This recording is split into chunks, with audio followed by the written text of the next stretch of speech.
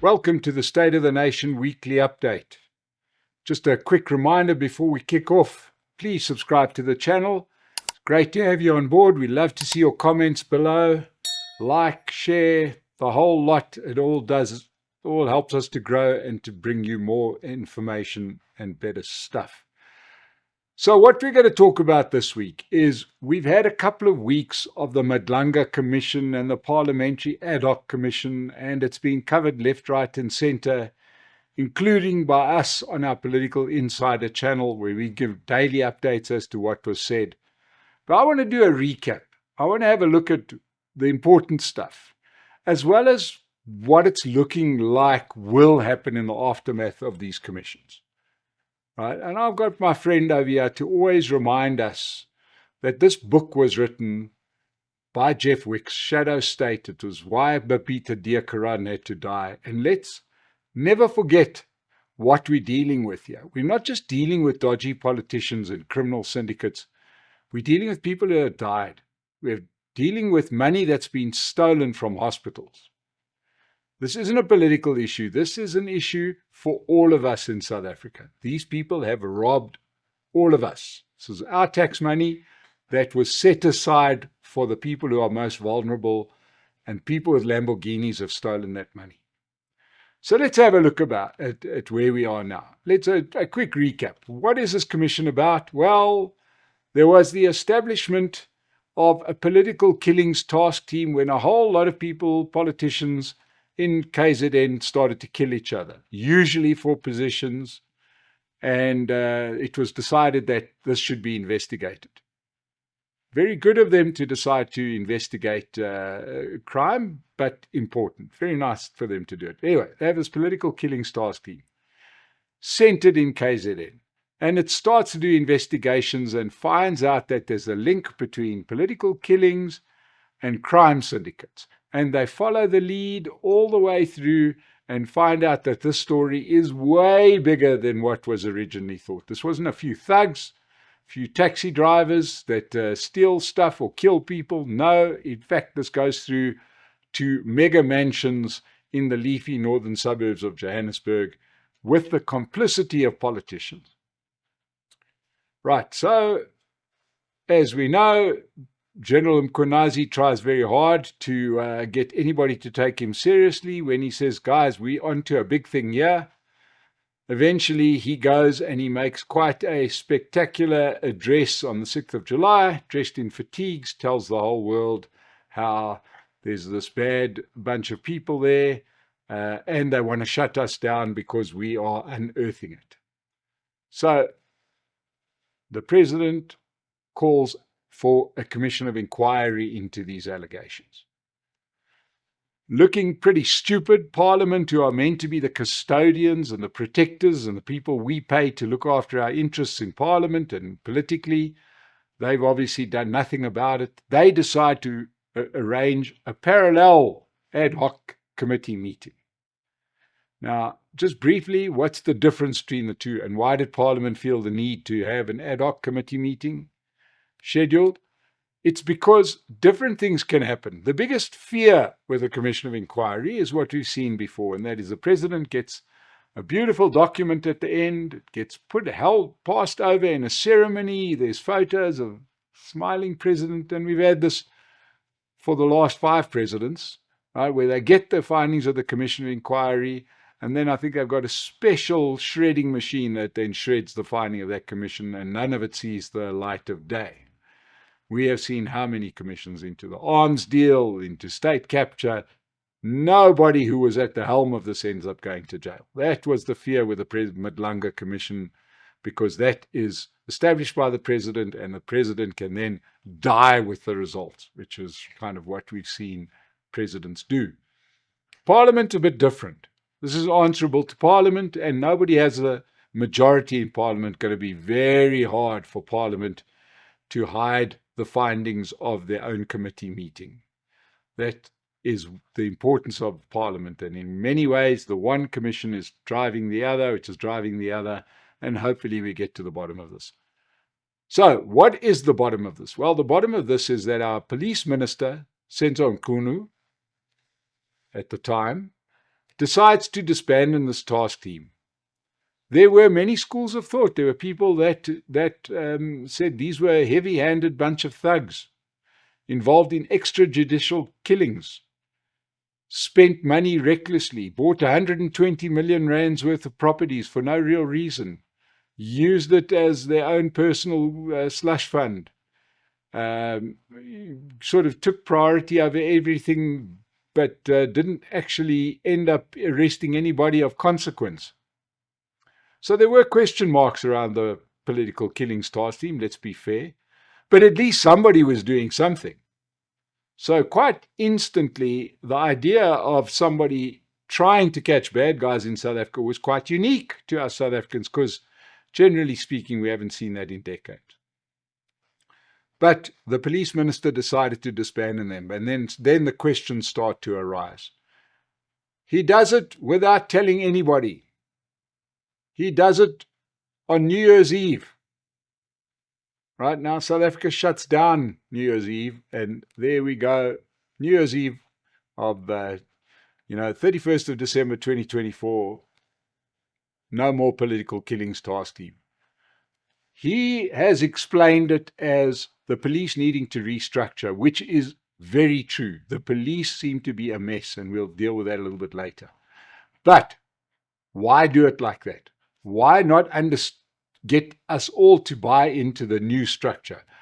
Why not tell your top brass that you're going to close this thing down? Instead, the only people that seem to know about it were the criminals that were being investigated by the political killings task team. So many questions got raised as to why this happened and when this happened. Right. Let's have a look at the police, because the police are central to this whole collapse. As we know, the police are, to use that word that we love in South Africa, completely and utterly captured. And they are captured by design. We know that law and order has set very uncomfortably with ANC governance. Right? ANC, those liberation movement roots run deep.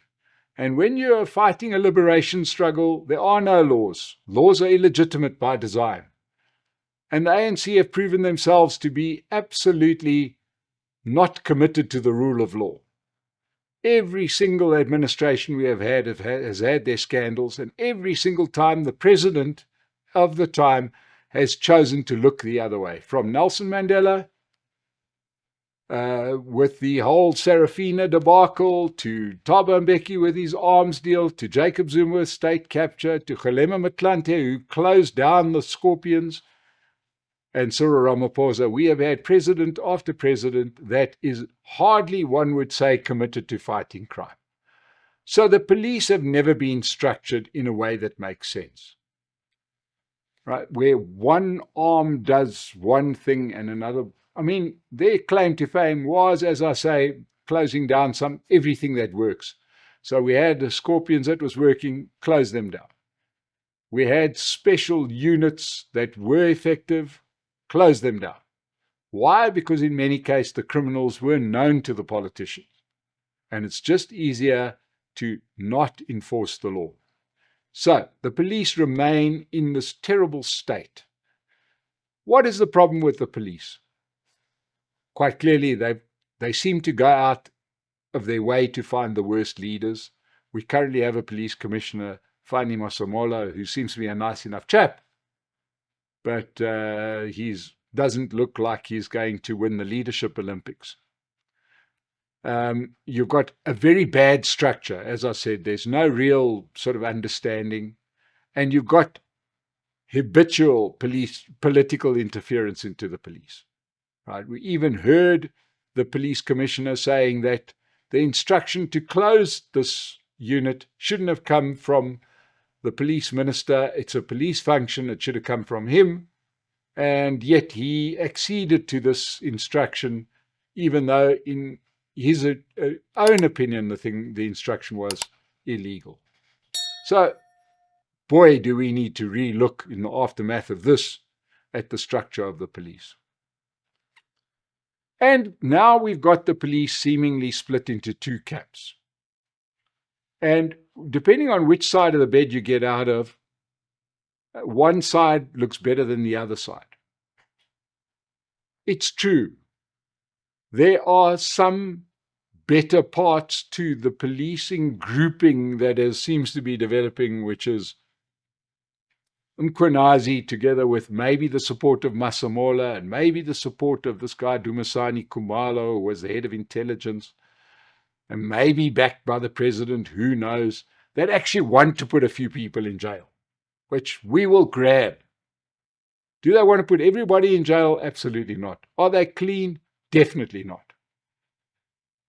This General Khumalo we mentioned, who gave testimony at the Madlanga Commission and seemed like a real stand-up guy, was the same guy who employed somebody totally wrong for the job, somebody known to him, the daughter of a colleague who's up for murder in Limpopo, who had never been in the police force, and he employs her as a brigadier in intelligence. She had worked for BMW. So what I'm saying is that there is no way that the good guys are all that good. They were involved in extrajudicial killings. When they didn't like what somebody was said, they were not beyond using strong-arm tactics. On the other side of the scale, you've got a successive bunch of policemen that are beholden to police ministers that come from deep in the roots of KZN, that seem to be only concerned with protecting criminals. And here we go back to Nathi Mthethwa, the recently deceased former Minister of Police, who was known for his political interference in the police. Bheki Cele, who was known for his hat. He was a known collaborator with criminals. He stayed in Kat Matlala's penthouse. I mean, yeah, he phoned the guy 10 times on the day he was being arrested. So in the bad Olympics, these guys win. They wouldn't really want to do anything that would have the crime syndicates arrested. But we've got these two camps, and we need to do something about it. Let's talk about the politicians. Well, as the president so rightly said at the Zondo Commission, it seems like the ANC is accused number one. Yes, Mr. President. And accused number one all the way to accused number 200, because they are a criminal organization that masquerades as a political party. And everybody involved here is linked to the party, who ran the criminal justice system as their fiefdom, and they were not above getting involved with these criminal syndicates. Right? Now, this is unlike state capture, the current problem that we have at the moment with this Madlanga Commission, the allegations of Mkhwanazi. If we go back to the state capture days and the Zondo Commission, one could at least point to a few ANC higher-ups that found a conscience. We remember Pravin Gordhan, we remember Derek Hanekom, that at least stood up against state capture and paid with their jobs. Here, we've got worse capture of the state, and not one higher up in the ANC has moved to condemn it. We heard not a word from the president until Mkhwanazi came out and said it. Mashatile, oh my Lord, he's gone silent. We haven't seen him, our deputy president, or heard from him. Even within the ANC, Mbalula, he found his jaw once, and what happened? The person he accused said, actually, I remember when your wife was involved in a corrupt deal. So he's been quiet about crime as well. Gwedi Mantashe, well, he's not going to talk about crime. We know about him from the Zondo Commission. So this particular inquiry is not carrying one person who has actually fought on behalf of the citizens of South Africa, not one politician. Here we are dealing completely with people that are in league with the criminal syndicates. Okay, so that's understanding where the politicians stand. There's some question marks. Obviously, we've got some people within the Mkhonto Wesizwe party that were deeply implicated in the Zondo Commission hearings, and their names have even started to come up here, but we'll wait and see. We did see Julius Malema running interference early on in the parliamentary ad hoc committee meetings, where he seemed to be determined not to let the thing start. But once it started, he's been possibly one of the most effective members of that ad hoc committee. Right, which leads us to these crime syndicates that we speak of. Now, you must understand what we've learned, but we don't know the details, is that there's 5 major crime syndicates, apparently. We know 3 prominent names that we've heard so much that we don't know the one from the other anymore. We've heard of Cat Madlanga. This guy seems to have had his fingers in every pie, and he was making a fortune, despite the fact that he's been a career criminal. Career criminal that gets a 360 million rand tender from the police to do health checks on policemen. I'm not making that up, that's the truth. This is a guy who tries to kill his mistress, which was his fatal mistake, because he ends up getting arrested and his phone ends up being taken away, and that's most of the evidence. Right? And the police minister is trying to warn him that they're going to come and arrest him. This is the truth. Then we've got Katie Malefi, another one. His name comes up a lot. And then, of course, Hungwani Morgan Maumela, who the president has done some gymnastics to try and prove he doesn't know, despite the fact that many years ago he was married to Maumela's aunt, the president, that is. And he lives a couple of 100 meters away from him, and he's been caught on video with the guy a couple of times. And he claims he doesn't really know the guy. But this guy's a beauty, because when his building was raided, there were 5 Lamborghinis that were taken away, all in the same color. It is wealth of a scale that has to be seen to be believed. We don't know if those are the 3 crime syndicate leaders. One would imagine they are different sizes, etc. We don't know who the other 2. They talk about 5. We've only heard those names as far as leaders of these syndicates come on. And the one thing that links them all is Babita Diakaran and her whistleblowing on Tembisa Hospital. When she got gunned down in her driveway for blowing the whistle of corruption on Tembisa Hospital, Jeff Wicks wrote a book about it. The numbers were there for all to see. The Gauteng Health Department, whose money it was, said nothing. The health minister said nothing. The minister of finance said nothing. Okay, that's where we sat with us. Now, the question, of course, comes, if you have got this great idea as to how you can steal money from one government hospital, and you know everybody involved, because these things are done provincially, so the same people that pay the bills for Tembisa Hospital are paying the bills for Charlotte Makeke or Chris Hani Baragwanath. You don't think you'd have a go at those hospitals? They've got bigger budgets.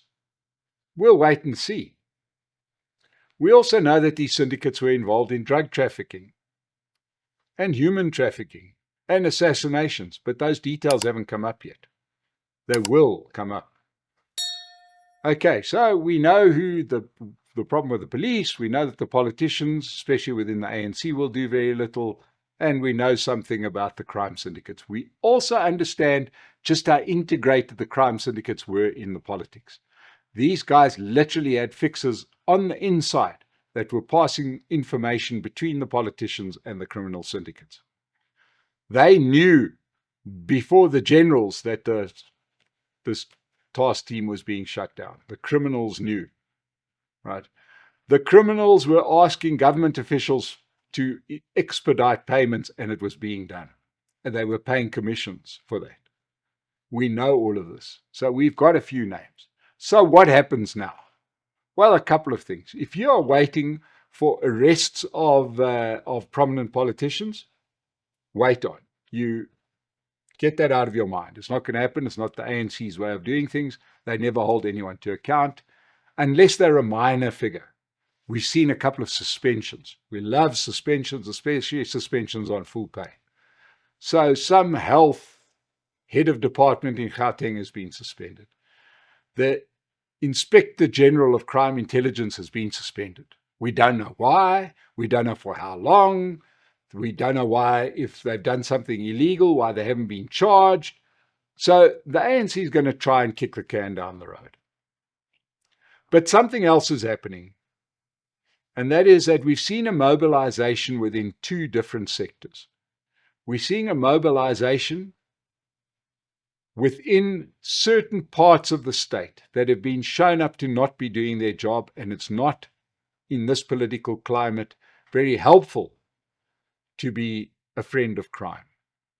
So suddenly we saw the SIU, the Special Investigative Unit, start taking people's assets that have stolen money. We haven't seen people going to jail. Let's set that aside. There's still, at the moment, that political coverage for those people, that protection that comes from politicians.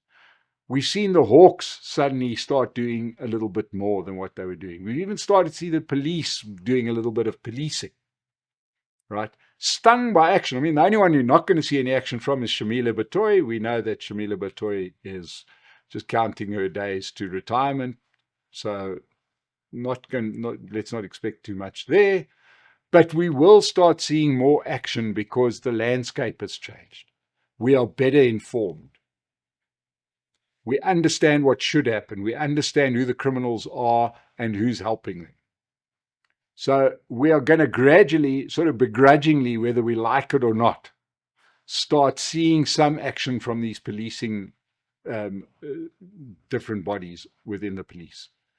So I would say very, very slowly, the rock is going to start rolling just a little bit. It will happen. It's happening already. Okay. Do I expect major arrests? That'll be the last thing they will do, because it's the one thing that they'll have political pressure to not do, and that is to not arrest people. So you have this crazy situation where Morgan Maumela, I should say, Morgan Maumela, they go and they take his Lamborghinis, they take his art, but the guy still walks the street. Okay, so let's not get too excited that anybody's going to go to jail anytime soon. But the other part of South Africa that's been mobilized has been the voters. And I think that much like we saw in 2024 at the general election, which was done in the aftermath of the Zondo Commission, where the ANC went from 57% support down to 40% support. The outcome of the Madlanga Commission and the Parliamentary Ad Hoc Commission could halve their support again. They could become a political irrelevance in this country. We are going to see we are seeing it already. Once again, I'm going to say this again. So in the comments, I know there's going to be a lot of people saying, well, when are people going to go to jail? Or when's something going to happen? Something is happening already. The ANC lost a ward in a by-election in Soweto. The ANC lost a ward in the Northwest Province, which has been as safe as houses for years. We are starting to see movement. That movement is going to gain traction. When the electorate and political parties start seeing what people are responding to, they may even change the way they operate. You may not see these dirty politicians anymore because they realize, well, to a far lesser extent, when they realize voters are going to punish me when I do this. We are seeing that change already. Let's understand, in wrapping this up, that people die as a result of this. Children get hooked on nyaupe and they rob their grandmothers as a result of this. This isn't a book entry. This has got real cost. People have ended up dead in their own driveways because of this. This has been a big thing. I hope I've summed it up for you enough for now. We'll keep doing this from time to time when you need to be kept up to date as to what's going on within this commission. Let's thank our sponsors. Pace Car Rental, sponsor us, keep us on air. Go rent a car there, use the code SONA, S-O-N-A, and get a discount. And we'll see you again on the weekly update. Thank you so much for joining me.